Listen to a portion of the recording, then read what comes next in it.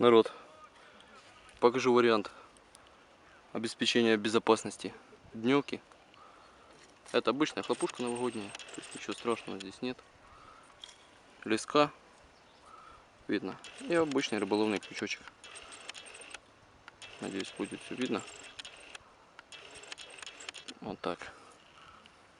Кончик лески привязан, прикручен к спусковому механизму хлопушки. Хлопушка направлена в сторону. В моем случае не надо, чтобы кто-то пострадал. Дальше вот это все дело фиксируется. Прошу прощения, снимать буду.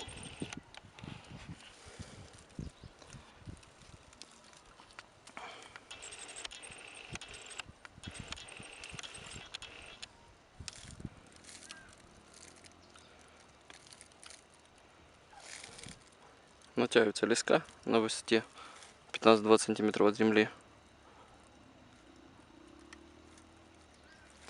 Крючок фиксируем дерево, дабы сберечь натяжение лески.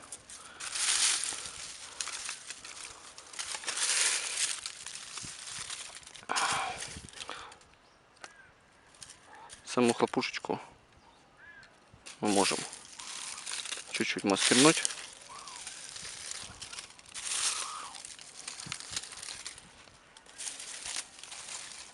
Я думаю, понятно. В оригинале здесь будет, она будет либо в темной изоленте, в черной, либо же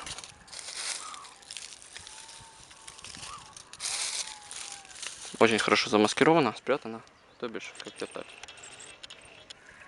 Почему здесь? Потому что это тропинка. Как бы если здесь сплошные хащи кругом вокруг, то здесь единственный такой просвет, проход. И это наиболее вероятное место прохода к месту дневки, к месту стоянки туристической. Как животных, больших, крупных, злых, так и нехороших людей. Видно, да? Наиболее вероятное место прохода выбрали, установили. Если таких мест много, одной хлопушки мало, одного сигнала мало, нужно ставить побольше их. Ну, раз здесь так, для примера я покажу. Тут все понятно. Леска натянута, видно, я надеюсь. Вот так. Сейчас мы покажем наглядненько. Вот палочка висит, точно. Леска натянута, зеленого цвета, так как и положено. Очень хорошо, очень отлично. Хлопушка спрятана. Все.